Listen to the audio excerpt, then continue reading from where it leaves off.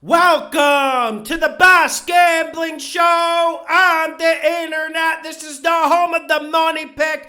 Make sure you hit the like button. Make sure you subscribe. Week 3 upsets. Call me Mr. Upset. Hit a colossal one every week so far. Let's get to the first game. We got the Houston Texans at the Chicago Bears. The Bears. Texans are plus 2.5, plus 3, depending where you place your bets. Listen, I know this isn't going to shake and rumble the country, but the Texans go into Soldier Field and they win this one outright. Listen, this Texans team is different, and I know Dougie blew a lot of opportunities against the Broncos, but when you watch that Broncos film, the Texans really should have won it. They ran the ball better than the Broncos, they played better coverage than the Broncos, and they had better coaching than the Broncos. Listen, and I know Lovie Smith, he is a whipping boy in this league, so to speak. We all hate on Lovie Smith, but what he's done these first 2 games, I'm pretty impressed with, and I had to tip my cap. And he's going back to Soldier Field, going back to Chicago, and let's talk about the Bears. I think they're scared offensively. I really do. And the Texans have a damn good secondary. Stingley and Petrie can ball. They're young, but they can ball. And I think Justin Fields, he's going to have a problem with this hybrid cover too. I like Justin Fields. I'm a supporter of him. But look at this offensive strategy from the Bears the first 2 games. I've watched every snap from them. They're scared to let the kid play. They don't do a 5-step drop back. It's either he gets it out of his hands quick, he runs in a circle, he throws across field. That's the strategy. Or they run it up the middle to David Montgomery, and that's not anything that's going to beat the Texans. The Texans defense is a lot better than it was last year. I'm not saying the Texans defense is top 10, top 15, but they are at least a formidable unit that's going to scrap. I think due to coaching, Dougie and Lovie get the bigger plays going than the Bears. And our Texans win on the road at Soldier Field. Upset number 1. Next game, we got the Detroit Lions at the Minnesota Vikings. Detroit is plus 6. You saw this move down from yesterday's Vegas spread picks. I think we had it at 6.5, 7 on some books. Listen, for me, man, I think this is a one-score football game. I'm not seeing the plus 6, the plus 7. I'm not seeing that. I'm not meeting eye to eye with Vegas, and you know I'm a Minnesota Vikings fan. And yes, we shouldn't overreact to the Vikings' performance on Monday night. Was it bad? Yes. Was Kirk terrible? Yes. Was the defense terrible in coverage? Yes. But can we give the Philadelphia Eagles a little bit of credit? Like, we could see the Eagles at 8-2, 9-1 as you look at the schedule. But when I'm looking at the Lions, I think they do just enough to grit this out. Now, if the Lions come in and play good, fundamentally sound football, this will be a one-score game. They need to run the ball on first down. They need to try to test this Vikings run defense. That's one thing that the Packers tried to do. They didn't succeed. I see some running lanes in the running fits, and the Lions have been throwing the ball really well. And when you look at this Vikings secondary, outside of Harrison Smith, there isn't a whole lot to be had. And I know Patrick Peterson is a household name, but he can't cover anyone right now. I think the Lions make big plays, and I know you got Jefferson, I know you got Thielen and Dalvin Cook on the other side, but the Lions got some playmakers. Chark and St. Brown have a good game. I think Swift has a big game for the Lions. I really like this Lions, and I think this game is closer than the experts think. Next game, we got the Atlanta Falcons at the Seattle Seahawks. Falcons are plus 2. Falcons will win this game on the road, and they need to. They need to. After these first 2 performances of the season, they really need to get this win just for morale in the locker room. They played good, and I think the difference in this game comes down to, will the Seahawks run it better, Or will the Falcons run it better? Give me the Falcons offensive line. Give me Cordell Patterson. I like how that looks. And I know when we talk about the Seahawks, we always have to talk about that big win against Denver.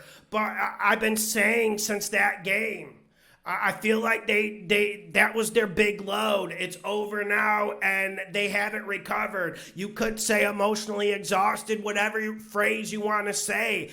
And I don't think we're going to see that Geno Smith magic. You got Lockett, you got Metcalf, but for me, man, I think the Falcons get the bigger plays. And Kyle Pitts has had a little bit of a quiet start to the season. I really like his matchups against the Seattle cover 3. I think he gets in the seam. I think he goes for over 100 yards. And when I'm looking at Mariota versus Geno, I give the edge to Mariota. And I know Seattle, when you go into that stadium, it isn't easy. If Drew Lock, it doesn't matter if Geno, Drew Lock, or Russell America Wilson is quarterback for the Seahawks. It's not easy to go in there. But like I said, Cordell Patterson and this run game will give the Falcons life. Arthur Smith has better play calling on offense. Give me the Falcons to win in the cover on the road in the Pacific Northwest. Last game, we got the Buffalo Bills at the Miami Dolphins. Dolphins are plus 5.5. I had the Dolphins on last week, and I told you to die on that hill. Dolphins money line. And listen, I'm just saying there's a possibility of something here. This is an upset for me. Sorry. I'm not walking on eggshells saying the Bills are the best team since the 92 Cowboys. I'm not going to walk on eggshells and say the Dolphins are going to lose by 30. I'm not! Aren't we overreacting a little bit about the Bills?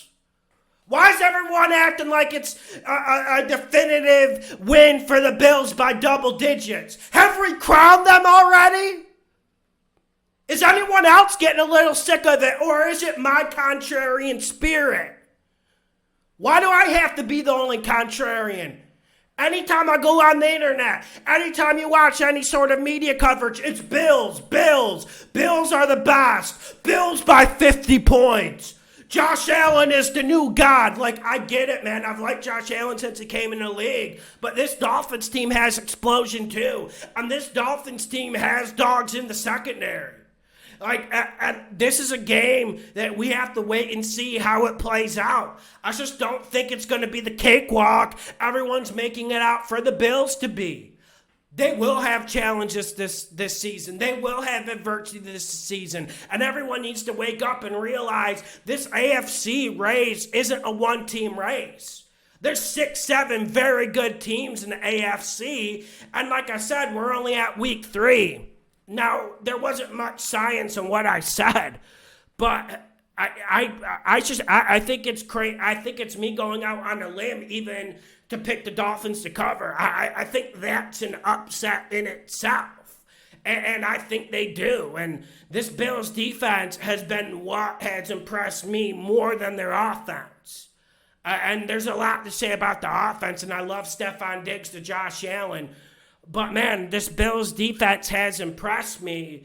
But I feel like this is the best offense they've gone against. Am I wrong? This is the most explosion they've gone against. So if the Bills win this by double digits like everyone is predicting, I will get on the altar of the Bills and start doing this. But until then, I think the Dolphins make this a close game. I think the Dolphins have some fight, and I feel like it's an upset just for me saying the Dolphins have a puncher's chance. When you have Tyreek the Thrill Hill, when you have Xavier Howard at corner, when you got a new system and new confidence, you got a fighter's chance. You got a puncher's chance. And that's one thing we're forgetting in the NFL, and I don't understand why. Hit the like button. Share the videos. The best gambling show on the internet. Get up out the How many days it gonna take? You switch on me and I ain't get a break. If I hop off, then the levee gon' break. If I take two, then I'm off into space. Put all that down, pour all that out. I'm done without, we on the now. Step after step, day by the day. Live for the night and I'm never gon' break. Yeah. Step by step by step by step.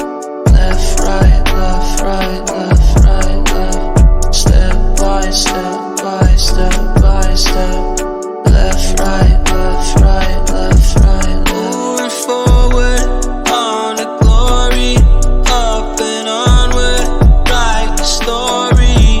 Little further, I can see it. We will be there before you know. This life can get you down, down, down. Just keep yourself around.